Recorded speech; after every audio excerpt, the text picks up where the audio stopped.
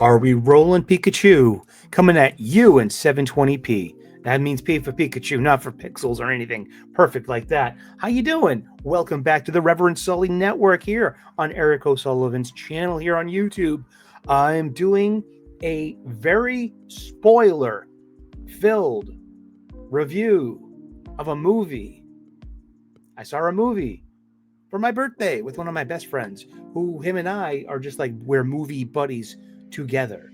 So we're the kind of guys that want the center most, perfect seat. We want to stay the entire length of the credits because that's part of the experience of cinema. There's this, it is the credits. It's called denouement. It's after closure. Or does denouement come first and then it's closure? I think it's that one, the latter.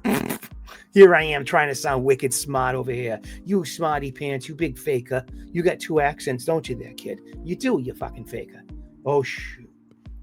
Well, that was a quote from The Departed by Martin Scorsese. Detective Dignan, played by Mark Wahlberg, talking to Leonardo DiCaprio's Billy Costigan Jr. I, too, had two accents. I did. I do. Can't talk like a total Boston boy the entire time on YouTube. It's good in doses. It gets old quick. So you got to know when to apply it just right. But for the most part, I guess it's better to speak eloquently, distinctly. You have like one opportunity to, well, not really. You can reshoot all you want, but why? Be efficient. Come right. I make an effort to slow down my speech and diction. I could mumble very easily. Getting back to it, we are talking about movies today. I love movies. This is the Reverend Sully Network. I am Eric O'Sullivan, your host. I'm a big cinemaphile. I love movies. My living room looks like an old Blockbuster Video. There are so many DVDs, Blu-rays, and now I can get Ultra 4Ks.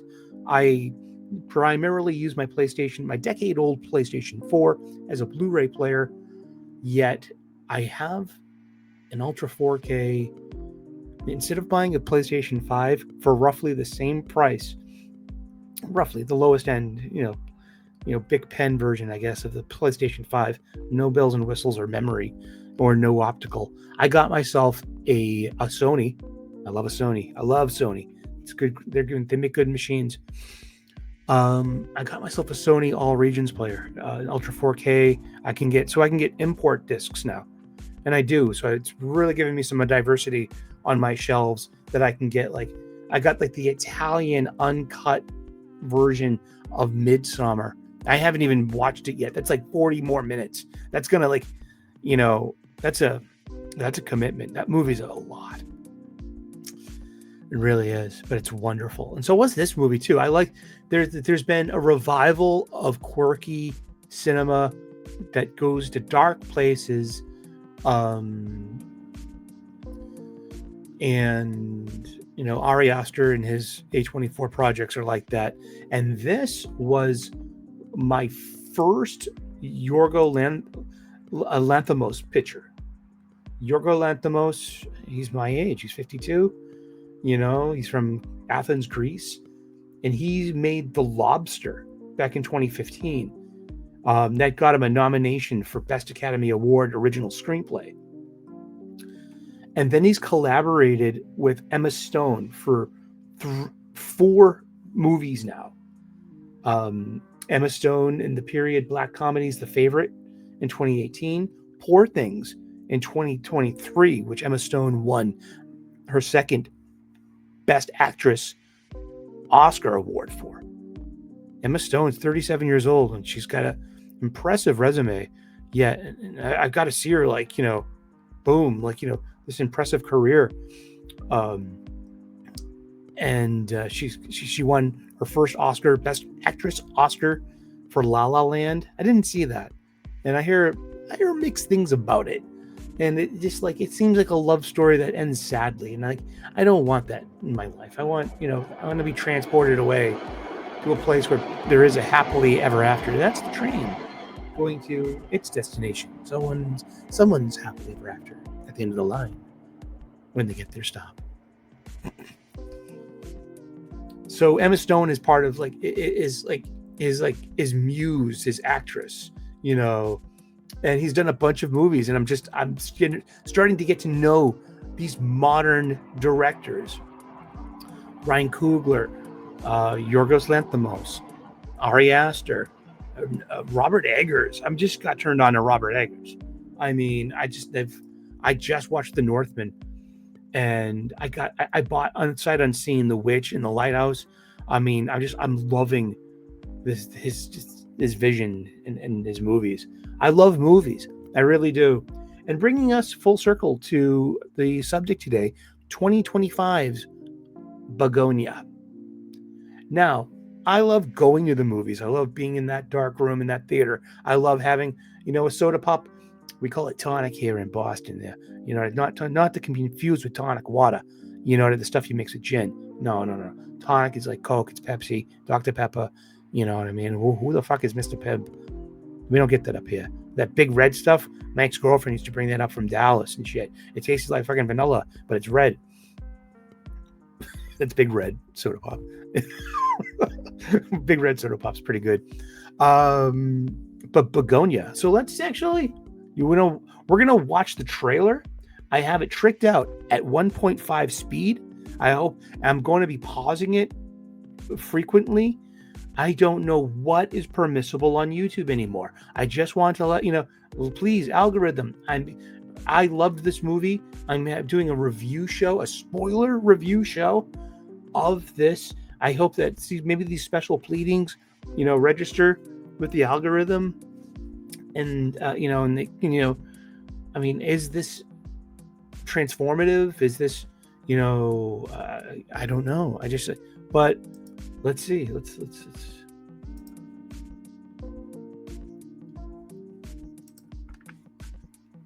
It's sped up.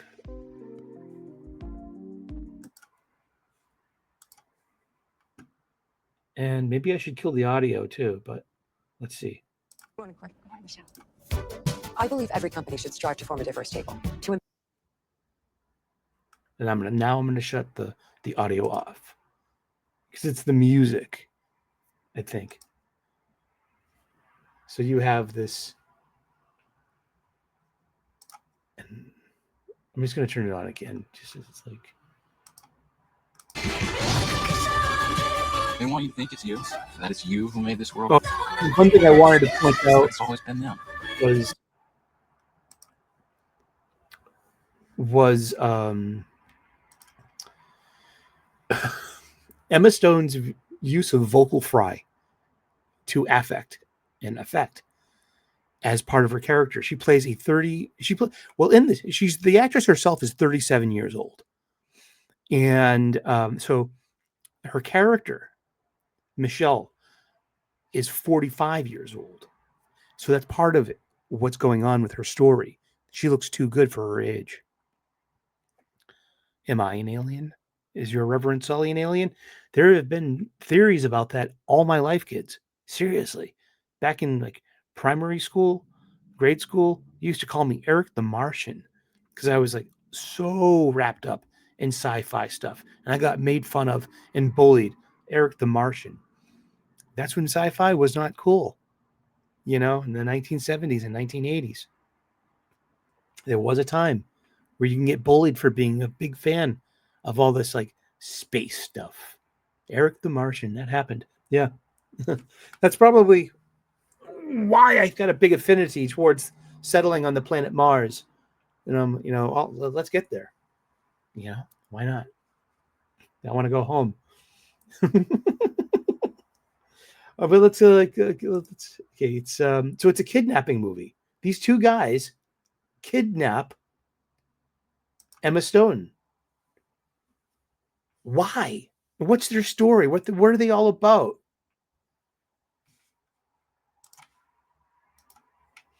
Bugonia is a 2025 black comedy. I'm reading this from, you guessed it, the wiki, because I love to say wiki. Old viewers of the show know what that joke's about. It's more of a it's a Rich Evans reference. Rich Evans is 1/3 of the amazing, part of the amazing overall um, Red Letter Media, and he's the one with the squeaky voice and goes ATST, ATST. So that's like my little fucking Rich Evans tribute, saying wiki, because I read from wikis, for the show. It's an old YouTube trick, But Bugonia is a 2025 black comedy. You can read this right in the dasher too. I cut and pasted the opening paragraph from the wiki, but I attributed it to it and I put it in quotes. Hopefully that's going to be okay. Bugonia is a 2025 black comedy directed by Yorgos Lanthimos and is as an English language remake of the 2003 South Korean film Save the Green Planet by Jang Jun Kwan. Bugonia follows two men who kidnap a powerful CEO, suspecting that she is secretly an alien who wants to destroy Earth. It's a co-production of Ireland, South Korea, and the United States. The film stars Emma Stone, Jesse Plemons, Aidan Delkis, and I guess this is his first, feature film, as Don, and Stavros Halkias, and he's got a pretty juicy role in this too, and Alicia Silverstone, and these haunting flashbacks of the life of Michelle Fuller, the CEO of the pharmaceutical megacorporation Oxalith, is abducted by conspiracy theorist Teddy Gatz and his autistic cousin Don. So this is actually this movie is brilliant. It plays with themes, like a lot of different things. It plays with Human resistance. where's my hair? Your hair has been destroyed to prevent you from contacting your ship. So I saw this trailer when I've only been to the show twice this year, and the other time it was for Ethan Cohen's Honey Don't, and this was a trailer at Honey Don't.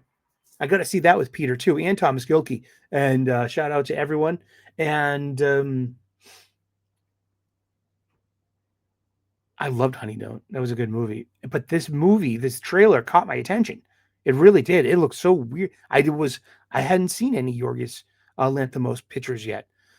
I haven't seen The Lobster. I haven't seen what was the Pretty Things?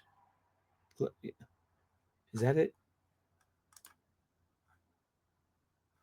Poor Things. Yeah. I hadn't seen Poor Things. Not yet. I want to. Now I have a taste for this. Like really visionary. Like the cinematography was really, really good. The sound design was excellent. The use of music, the use of jump scares into shocking flashbacks, and it's meant to, I think, to convey the level of trauma that Teddy, Jesse Plemons' character, the lead character here, has gone through in his life. And we're revealed over the course of the story how deep his mental health problems are as a result of being abused and traumatized from his childhood up to this curated internet experience. This is truly a remarkable slice of like our culture and of what we do here on YouTube. It's like he's like, you got this aggregate of opinion informed by the internet and wackadoos. So this guy is like someone that watches way too much outrage content, internet conspiracy theory. So much so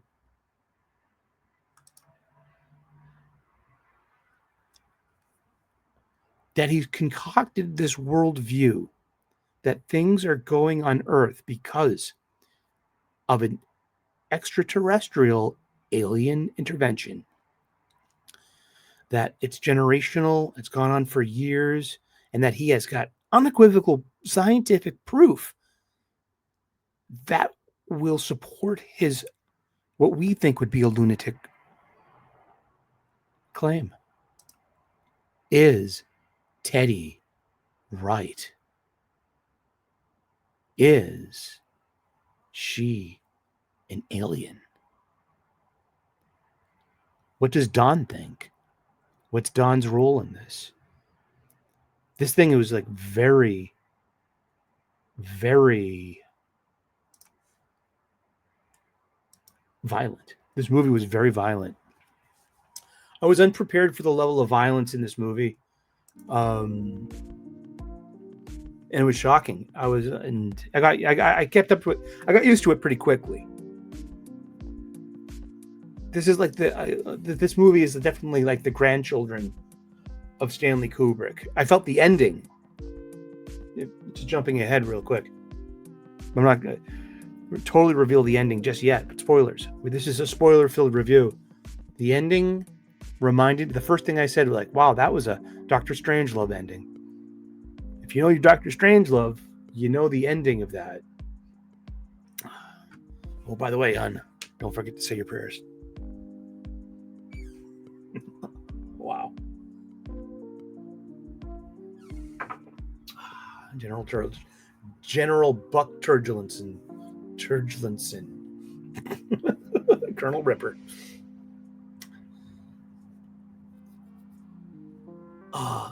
And Mandrake. Yeah. So I should get myself a copy. I don't have a copy of Dr. Strangelove for the. I don't. I'm woefully down on Kubrick movies. I've got a few. I got 5, I think. 2001, The Shining, Barry Lyndon, Paths of Glory, and I think The Killing. I'm not going to get Full Metal Jacket. I am not going to get A Clockwork Orange. I don't need to ever watch those movies ever again. They're good movies. It's undeniable. I've seen them several times each. I'm at that point where it's just no new point of view is going to come out of watching the ultraviolence of Alex and the Droogs. There's nothing more to plumb there. There's nothing more to, to take out of that experience for me personally. Same with Full Metal Jacket. I mean, the violence in those two movies are just, it's a lot, And this movie, Bugonia, was violent. There's a lot of man-on-woman violence. Teddy literally abuses Michelle, like once in each act, being physically abusive to his captive. He's kidnapped her. Michelle Fuller is the CEO of a pharmaceutical mega corporation. And Teddy is convinced Don, his younger autistic cousin, and there are so many subtexts of generational abuse. I can barely begin to plumb. I mean, we have to put out sensitivity warnings here, trigger warnings about, SA. I'll say it in Big Latin. Say so a. I did that in clipped Pig Latin. SA is a term for, an intimate abuse. You have to watch what you say on YouTube. And this movie directly has that part of Teddy's trauma matrix about what, and different conclusions for different characters.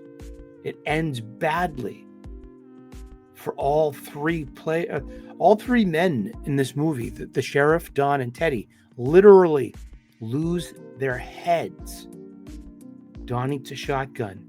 The sheriff gets his head caved in with a shovel by Teddy himself. The sheriff who was Teddy's childhood babysitter and then it comes out as a plot point that the babysitter committed SA on Teddy.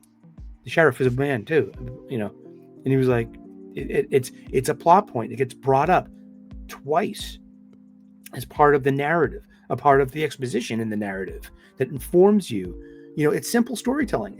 Yorgos isn't reinventing the wheel. This is just it, but it's 2 hours and 5 minutes long. No, it's 118 minutes, so it's barely two hours. So you have 3 succinct 40-minute acts. This is a movie lover's movie. This is a movie's movie. It's got wonderful bookends of these shots of bees pollinating. And then it has the theme of losing bee populations due to climate whatevers. And is there like an alien intervention? What are there really aliens out there? Well, by the Act 3, we have full revelation.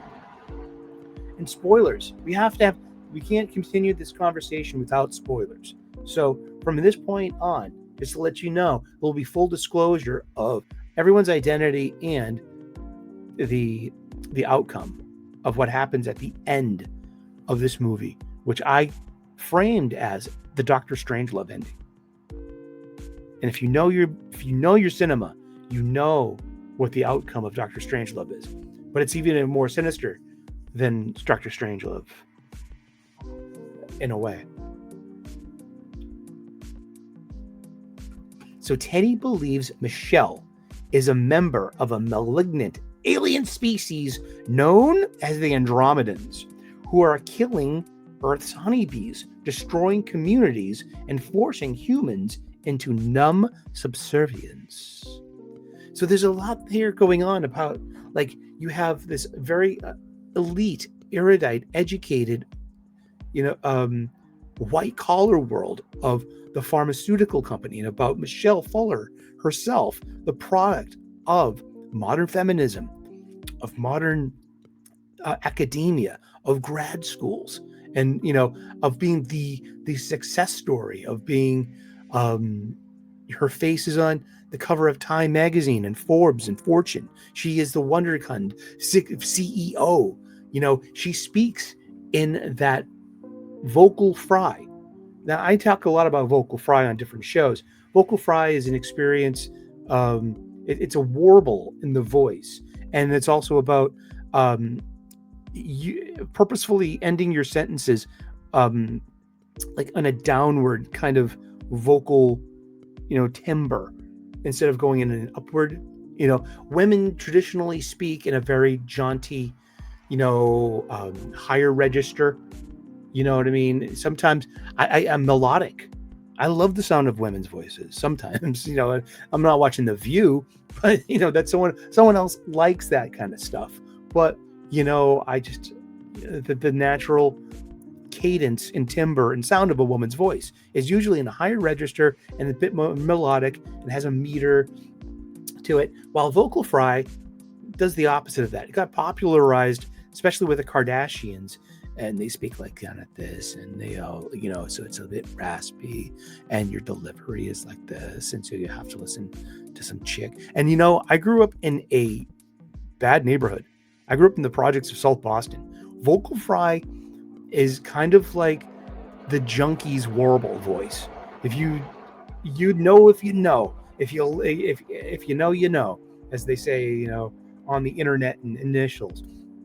If you've lived that if you know that experience, you know what a junkie's voice sounds like.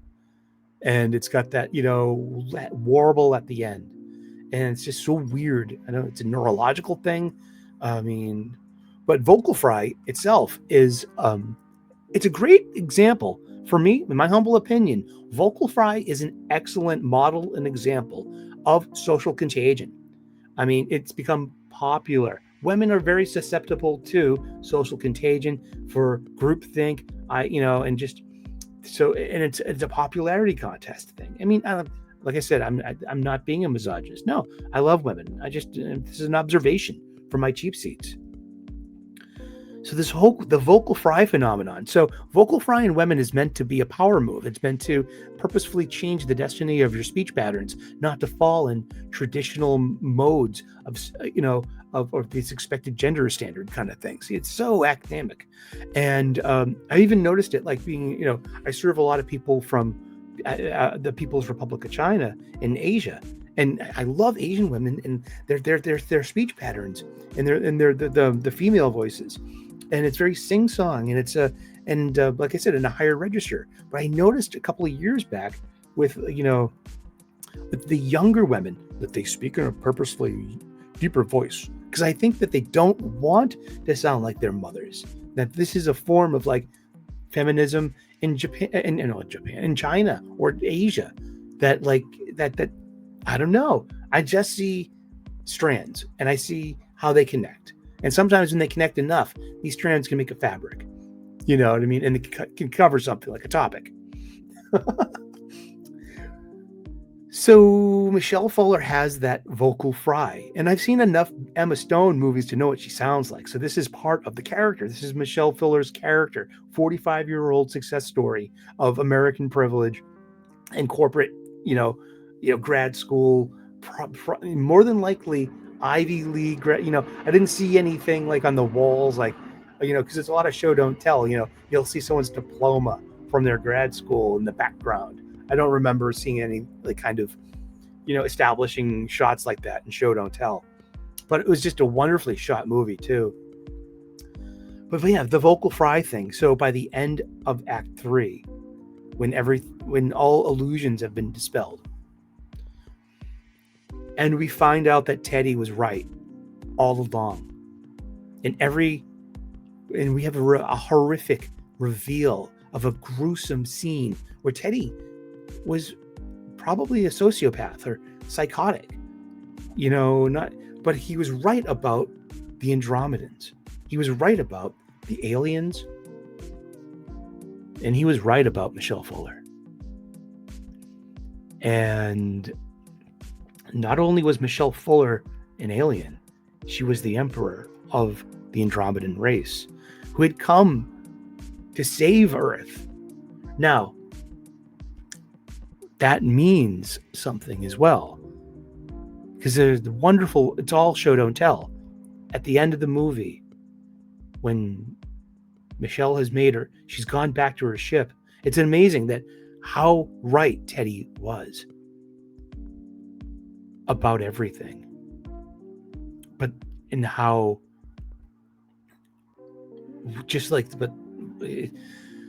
and it's like I said about Michelle being Ivy League, blue collar, white collar, the corporate world. You also have the diametrically opposed,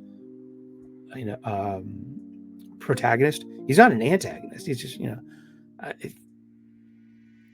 of Teddy, played by Jesse Plemons, who works for the same company, but he works in the shipping office. He is blue collar. He is like high school educated, no college degree. He is and then his opinion, not just having this traumatic upbringing, his mother being an opiate addicted person, played by Alicia Silverstone in these brilliant, shocking, black and white sepia toned flashbacks that introduce, and it's just, it builds on story. These flashbacks are used and it builds story to outcome and to this history, this shared history of, Teddy and even Michelle. It's really interesting. And it also suggests, I think, because Don, before he self-deletes in Act 2, gruesomely,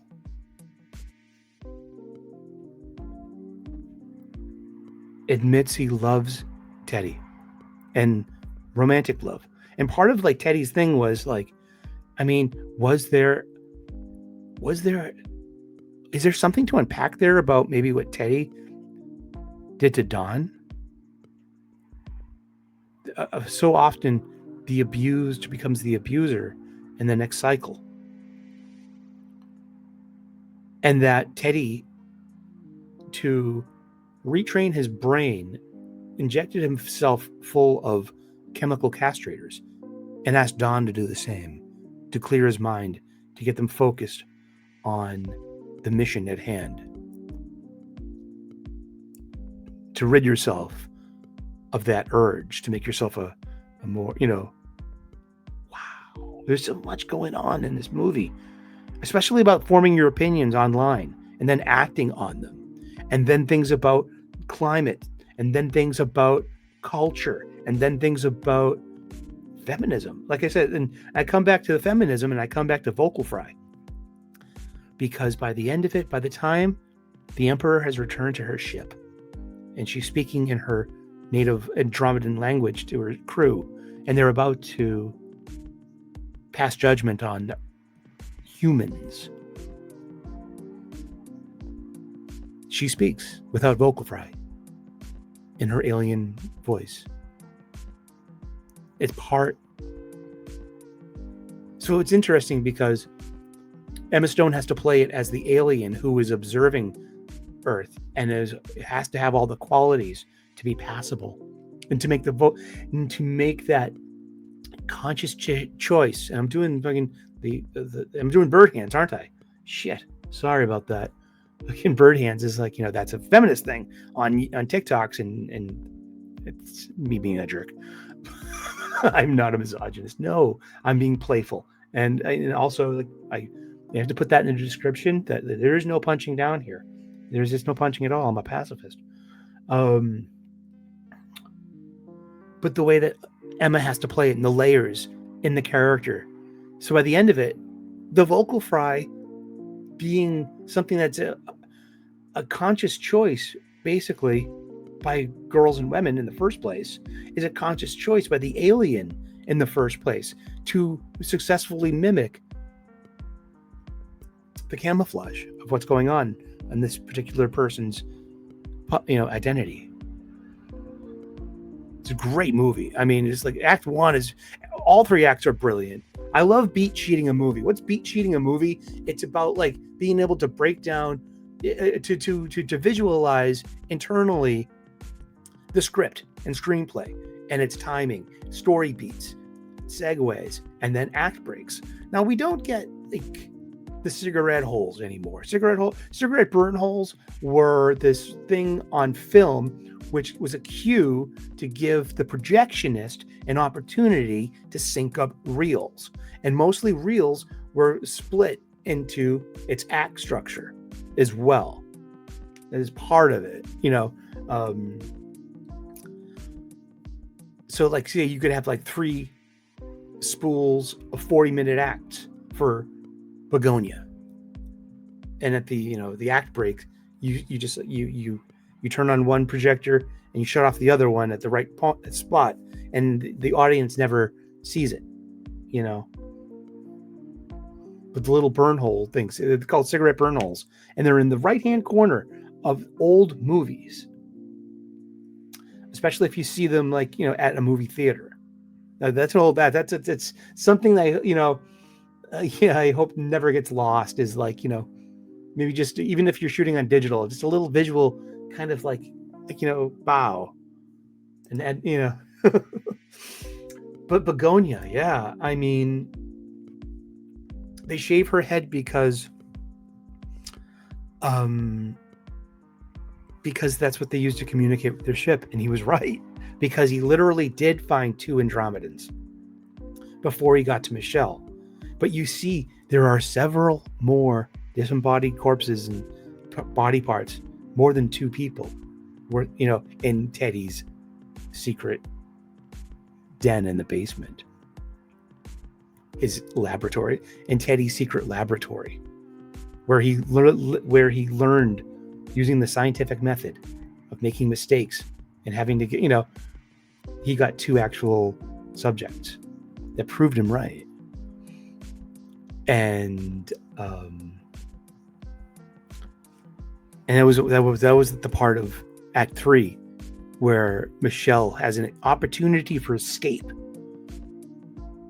finds Teddy's gruesome secret laboratory of body parts, And by the time he gets home, she could have escaped by then. But then she's there waiting for him. And it is full admission to everything. Like, how many Andromedans did you find? He was like, 2. That's like 2 too many. And that was like part of the judgment. These bestial humans who are ruining this wonderful Eden. So in the end of it, in the Doctor Strangelove ending, because at least in Doctor Strangelove, you have those few human survivors in that bunker in the war room. Not so much in Bugonia. Here's your spoiler. Yeah, it doesn't look good for us. We don't make it. We're judged by an advanced civilization, and they pulled the plug on humanity. But the brilliance was in the denouement, the final scenes, showing animals. It looked like as though, I thought the atmosphere had been just like ripped away from Earth and that everything was dead. But maybe that's part of the dread and part of the tension, because then you see dogs, cats, birds, birdsong, bees pollinating flowers. Just like at the beginning of the movie. And that's where the movie ends. So we see Earth is still vibrant with life. It's just that we were the problem, that we were judged. And Earth will go on, and life will go on. And it's such an interestingly layered movie. There are so many things. I'm still thinking about it days after watching this movie. I'm looking forward to getting this as a Criterion version, maybe with a director's commentary. I'm looking forward to watching Poor Things. And The Favorite and The Lobster. I'm really turned on by movies made with quality. Now, here's the thing too. There was an estimated budget of $45 to $55 million, and its current box office stands at $33 million. So if it doesn't break even, or at least double that budget number, it's going to be known as a flop, legitimately, because of there are movies that aren't good, that don't make a lot of money, but at least most of those movies make their money back. A legitimate flop means that you didn't make your budget in box office. That's a box office flop. Now, things afterwards, aftermarket, home video, streaming, that's a different thing. It's a different country, but a box office flop is about the initial release of movie at the cinema, at the theater. And it goes back to the argument, if this is a flop, does it make it a bad movie? Hell no. No way in heck. No, this could sometimes that's the fate of a great movie, is that it was a box office failure. It gives it some weird street cred and irony and some people didn't understand its brilliance when it came out. And I feel the same here. It's a good movie. It's Bugonia, 2025 movie. Probably you'll be hearing about it come the Oscars. I don't know if, and I'm thinking about it, I'm like, there weren't any prominent people of color in any of the lead roles. And so I'm wondering, with the Oscars diversity standards, that is Bugonia disqualified? Would Emma Stone be disqualified from her third Oscar for this amazing role? She's got such an expressive face. She is so good at her craft. She plays this multifaceted character who's got 2 distinct personalities, Act 1 and 2, and then Act 3. The CEO and the Emperor. And it's so well done. This is a movie. This was a pleasure to watch. It's a pleasure to think of, and it's a pleasure to talk about. And hopefully I can turn you on to seeing a movie, maybe see it streaming, see it at home. And I'm looking forward to catching up a bit more on I'm terrible with names. Yorgos Lanthimos. I'm gonna catch up with some of his movies, because he's got an eye and an ear. And I'm so happy to be tuned in to this crop. Who are the next Coppolas and the next Scorseses? You know what I mean? What looks great too is Chloe Zhao's Hamnet. I know the story of Hamlet, Shakespeare. It's a tragedy. And so it's like this, like, slice of life kind of dealing with trauma and grief, and about William Shakespeare and his wife, and about the loss of their young son, Hamnet, and then how William copes by writing Hamlet, the tragedy of the Prince of Denmark. It looks interesting. I saw speaking of, hey, trailers. I saw the trailer for Hamnet at Bugonia. I'm interested in checking out this Chloe Zhao movie. And even asked Peter, who's, hey, Peter, did you check out Chloe Zhao's Marvel movie? He's like, no, really? I'm like, yeah, it's called The Eternals. And, and some people like it. I haven't seen it.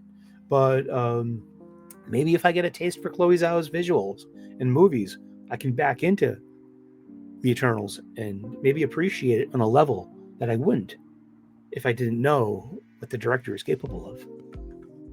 All right. Well, thank you so very much for this spoiler-filled review of Bugonia. Great movie. Check it out. And so like and subscribe if you haven't subscribed already. We make lots of content here. We talk about cooking, spirituality, pop culture, cinema, comic books, sci-fi. We got it going on, and you deserve some good YouTube content to hang out with in your spare moments. Thank you for choosing the Reverend Sully Network here at the Eric O'Sullivan channel on YouTube. Subscribe, smash that like button, hit that hype button, whatever that does. And we will see you. Well, can I say that? Or is that a trademark? Save me the aisle seat. No, that was Siskel and Ebert. No. Save me and Pete, dead center, with the cup holders and the easy chairs. God bless, namaste, good luck, and we will see you back in the theater. Ciao, bye-bye.